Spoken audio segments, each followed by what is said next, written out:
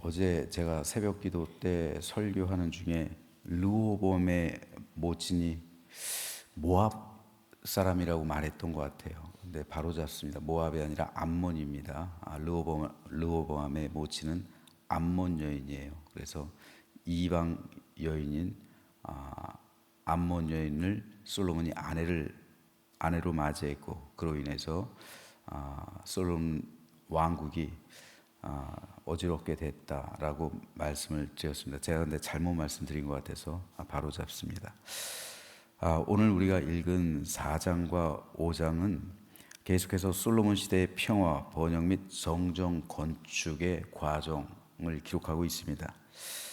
크게 5문단으로 나눌 수가 있습니다. 4장 1절에서 19절은 솔로몬의 내각 강료들과 12지방 행정, 구역 및 관장들에 대해서, 4장 20절에서 28절은 솔로몬 시대 이스라엘 왕국의 번영과 평화를, 29절에서 34절은 솔로몬의 지혜와 명성 및 활발한 저작 활동을 기록하고요.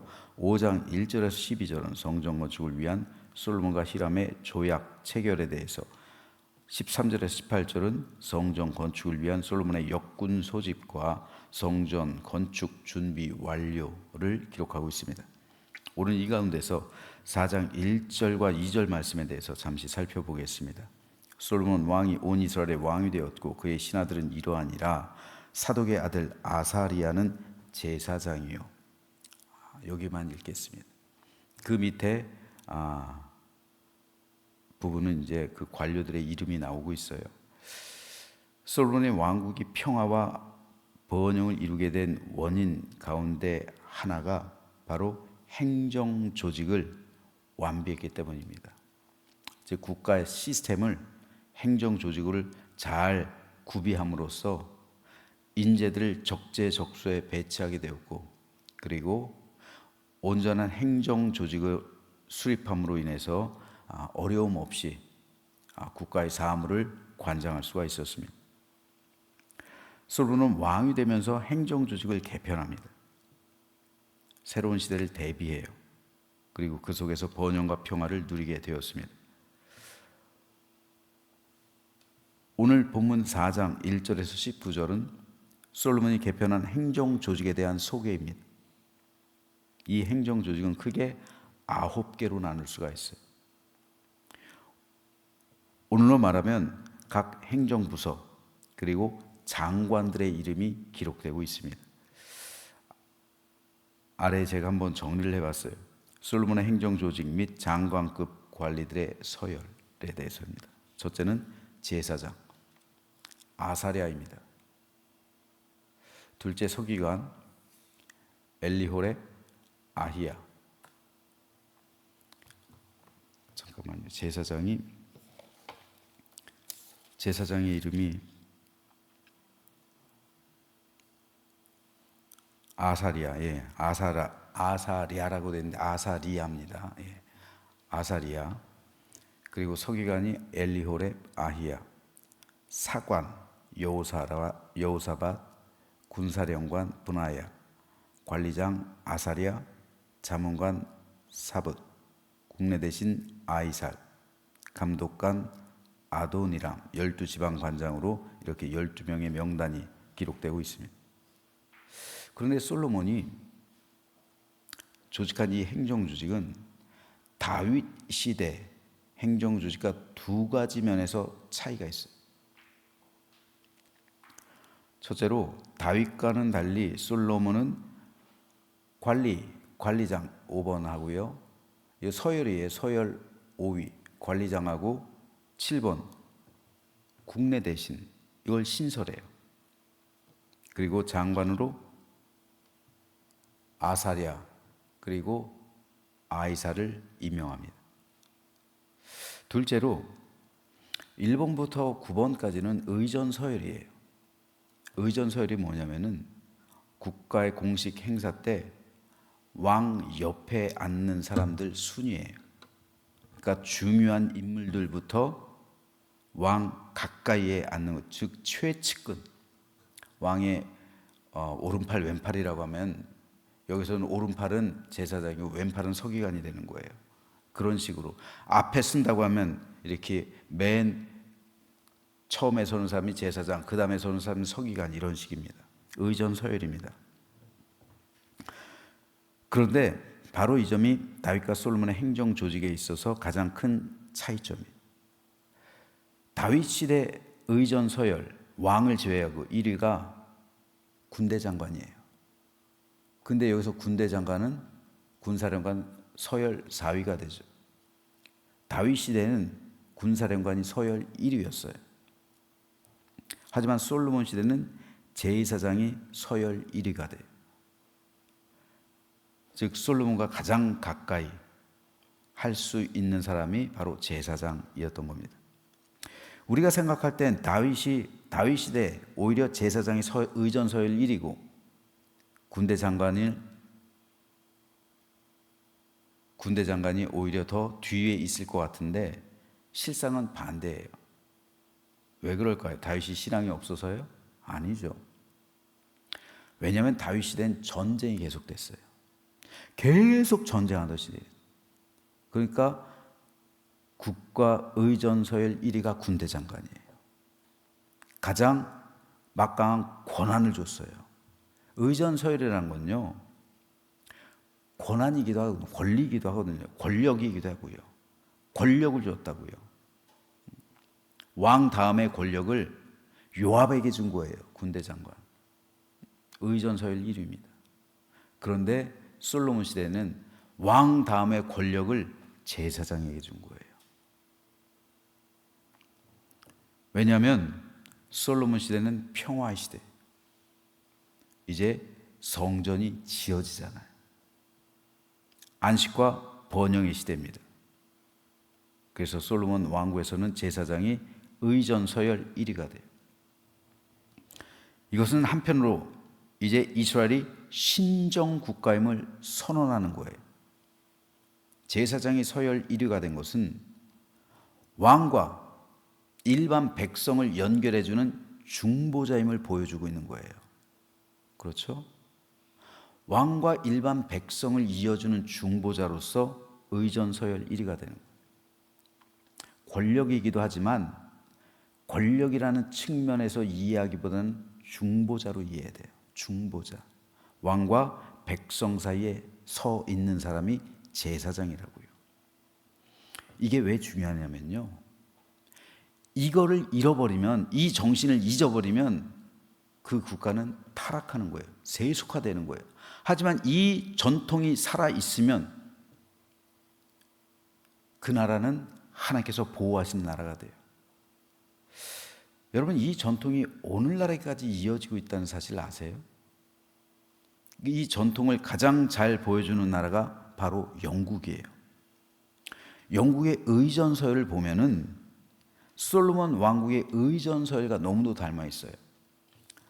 보시면요, 영국의 의전서열 좀 볼게요. 왕을 제외하고요, 찰스 3세 그리고 그 왕자들, 왕족을 제외하고 일반 백성에서 의전서열 1위는 캔터베리 대주교예요. 제사장하고 치환되는 거예요. 2위가 대법관, 3위가 요크 대주교예요. 그러니까 종교인, 성직자가 둘이나 들어가는 거예요. 근데 그 성직자가 서열 1위하고 3위예요. 그리고 4위가 총리예요. 5위가 여당 원내대표, 6위가 하원의장, 7위가 하원 의원들, 8위가 국세를 맡고 있는 사람, 9위가 외국 대사들, 10위가 공작, 재무부 장관은요 29위예요. 서열.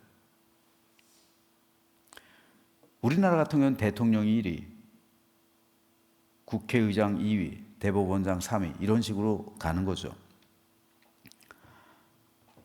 지금 세상에서 솔로몬 왕국과 가장 비슷한 나라가 영국이에요.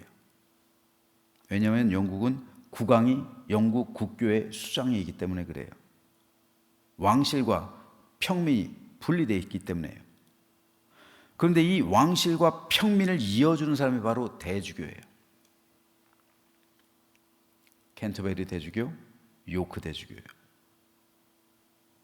즉 솔로몬 왕국에서 제사장은 하나님과 사람 사이의 중보자이기도 했죠. 그런데 사람과 사람을 이어주는 중보자이기도 해요. 지금 영국 또한 비슷한 거예요. 대주교는 하나님과 사람을 이어주는 중보자이기도 하지만, 물론 예수님을 제외하고요. 예수님은 영적으로 우리를 구원하신 그런 영원한 중보자이지만, 그 중보자의 정신을 받아서 예수님과 사람을 이어주는 중보자, 그 역할이 대주교라면 사람과 사람을 이어주는 중보자로서의 역할도 있는 거예요. 그래서 지금도 영국에서 몇 년 전에 찰스 3세가 왕으로 대관을 했죠. 그때 캔터베리 대주교가 왕에게 기름을 붓고 머리에 왕관을 씌워주는 거예요. 똑같은 거예요. 솔로몬 시대 때도 제사장이 솔로몬에게 기름을 붓고 왕관을 씌워주고 똑같은 거예요. 그러므로 이것이 보여주는 것은 분명합니다. 종교 권력, 제사장에게 왜 서열 1위라는 권력을 줬을까? 이건 권력이에요. 근데 권력으로 이해하면 안 돼. 이건 중보자로 이해해야 되네요. 중보자로. 캔터베리 대주교, 요크 대주교, 이걸 권력으로 이해하면 안 돼요. 이건 중보자로 이해해야 되는 거예요. 중보자로. 이 사명에 충실하면 그 사회가 하나님의 뜻대로 인도함 받을 수가 있는 거예요. 근데 성직자가 권력만을 움켜쥔다면 그 사회는 악에게 지배당해요. 성직자가 중보자의 역할을 포기하고 권력을 움켜잡게 된다면 어떻게 되겠어요? 그 나라엔 엄청난 혼란, 그리고 세속화와 타락, 이게 찾아오게 되는 겁니다. 따라서 교회와 성도는 하나님과 세상을 이어주는 중보자의 사명도 있고요. 그리고 사람과 사람을 이어주는 중보자의 역할도 있는 거예요.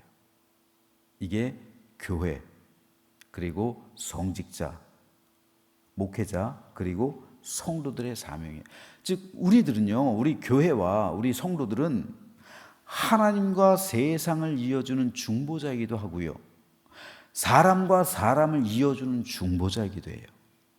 이 중보자의 역할을 온전히 감당하면 그 사회가 소금처럼 맛을 내게 되는 것이고, 그리고 그 사회에 안녕과 평화, 안식과 화목이 임하게 되는 겁니다. 그럴 때 영적으로 하나님과 세상을 이어주는 사명 감당할 때 영혼 구원이 있죠. 그리고 사람과 사람을 이어주는 그런 중보자의 역할을 감당하게 될 때 세상엔 전쟁이 그치고 평화와 안식이 찾아오고 화평과 기쁨이 임하는 거예요. 그런데 실상은 어떻게 됐습니까? 성경에서는요, 종교 권력이 중보자로서의 사명에 실패하잖아요. 제사장들이 권력을 차지하잖아요. 중보자가 되라고 만들어준 그 권력, 서열 1위의 권력을 어떻게 사용해요? 자기의 유익과 자기의 번영과 자기만을 위한 권력으로 휘둘르잖아요. 이게 권력이 돼버리면 안 되는, 중보자가 돼야지 권력이 되면 안 되는 겁니다. 이게 바로 타락인 거예요. 제사장이라는 이 중보자의 사명이 권력이 될 때, 종교가 권력이 될 때, 교권이 될 때 타락이에요. 그래서 제일 혐오스러운 타락 현상은 교권이에요. 교권. 하나님 보실 때 최후의 보루는 교회인데, 교회가 교권에 문들다면, 권력을 탐하게 된다면 희망이 없는, 세상의 최후의 보루가 무너져 버린 거예요. 하나님께서는 의인 10명 없어서 세상을 멸망시키셨어요. 소돔과 고모라를. 의인 10명의 역할을 감당하는 게 교회란 말이에요. 목회자 성도들이란 말입니다. 최후의 보루예요. 이 보루, 즉 중보자로서의 역할과 사명을 할 수 있는 이것이 우리에게 있는데, 그래서 권위도 주셨고요, 그 권위에 따른 권력도 있을 겁니다. 하지만 타락한 제사장들 그리고 교회는 권력과 돈만을 탐하는 것. 그래서 하나님께서 성전 문을 닫으신 거예요. 성전 문을 닫아버렸죠, 스스로. 그래서 솔로몬 성전 무너졌어. 그래서 포로로 끌려갔어. 포로로 끌려가면서 어떻게 돼요? 제사장직이, 서열 1위 제사장직이 어떻게 돼요? 사라진 거잖아요. 제사장직 없어졌어요. 예수님 시대 때 마찬가지죠. 헤롯 성전, 스룹바벨 성전을 이은 그 성전 없어졌어요. 지금까지 제사장 없잖아요. 그렇잖아요. 서열 1위의 권력이 없어진 거예요. 하나님, 중보자가 중보자로서의 사명을 온전히 감당하지 못하니까 하나님께서는 없애버린 겁니다. 오늘도 마찬가지입니다. 우리나라 지금 국제 정서 속에서 쉽지 않은 상황이에요. 혼탁한 이 국제 질서 속에서 이 나라 이 민족이 어떻게 앞날을 헤쳐나갈 수 있을까요? 쉽지 않아요. 실리외교예요? 우리나라에서 실리외교를 펼치는 거 쉽지 않아요. 인도 같은 나라는 인구가 15억 되니까 지들 마음대로 러시아에 붙었다가 미국에 붙었다가, 얼마 전에 또 러시아 눈치도 안 보고 러시아에서 무기도 공수해 오면서 우크라이나한테 무기 제공해주고 자기들 마음대로 하는 거예요. 인구가 15억이니까 못 건드려요. 우리나라는요? 우리나라는 쉽지가 않아요. 우리나라는 실리 외교를 펼치고 싶어도 그럴 수 없어요. 이익에 따라 중국에 붙었다가 미국에 붙었다 못하는 거예요. 안 되는 거예요, 이게. 그만큼 우리나라는 운신의 폭이 좁아요. 쉽지 않습니다. 이렇게 어려운 상황에서 최후의 보루이자 하나님의 도우심과 역사와 능력을 임할 수 있게 하는 곳이 교회예요, 교회. 행정부요? 입법부요? 사법부? 거기에 하나님의 은혜가 임하는 게 아니라 하나님의 교회를 통해서 이 나라 이 민족 가운데 하나님의 영광과 평화가 임하게 될 줄로 믿으시기 바랍니다. 그러니까 교회가 중요한 거예요. 성도가 중요한 거예요. 목회자들이 중요한 겁니다. 우리가 깨어 있어야 되는 거예요. 카톨릭까지 합쳐서 기독교 인구가 30% 되는 나라가 많지 않아요, 여러분. 미국이요? 유럽이요? 기독교 국가예요. 근데 실질적으로 교회 출석하는 사람은요, 얼마 안 돼요. 거의 별로 안 돼요. 우리나라만큼 출석 안 해요. 우리 교회들이, 하나님의 교회들이, 성도들이, 목회자가 하나님께 나라와 민족을 위해서 부르짖고 백성들을 위해서 부르짖고 중보자에서 사명 잘 감당하게 해달라고, 그래서 하늘과 이 땅을 이어 잇는 중보자가 되게 해달라고, 그리고 이 땅 사람과 사람을 이어주는 중보자가 되게 해달라고 그렇게 기도하고 그렇게 행동하고 그렇게 살아간다면 얼마나 평화롭고 번영과 안녕과 안식과 화평이 우리 가운데 있을까요? 여기에 실패하면 안 되는 거예요, 여러분. 그러니까 교회는 중보자가 되어야지 어느 한편으로 치우치지 말라는 거예요. 어느 한편으로 치우치지 말라는 거예요.